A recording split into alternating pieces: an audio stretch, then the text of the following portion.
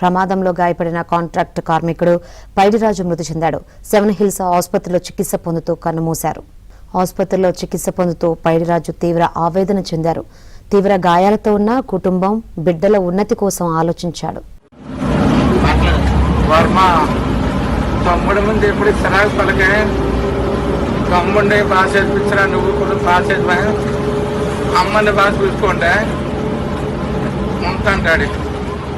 ఈరోజు తెల్లవారుజామున seven hills హాస్పిటల్లో చికిత్స పొందుతున్న పైడిరాజు మృతి చెందాడు. ఆయన కాంట్రాక్ట్ వర్కర్ గా పనిచేస్తున్నాడు. 57 సంవత్సరాల పైడిరాజు ఈ రోజు హృదయం మృతి చెందినట్లుగా డాక్టర్లు నిర్ధారించారు. అయితే ఆయన 90% పైగా బర్న్స్ ఉన్నట్లుగా నిర్ధారించారు. ఇప్పటికే నేను కలెక్టర్ తో మాట్లాడినప్పుడు కూడా ఆయన కూడా చెప్పడం జరిగింది.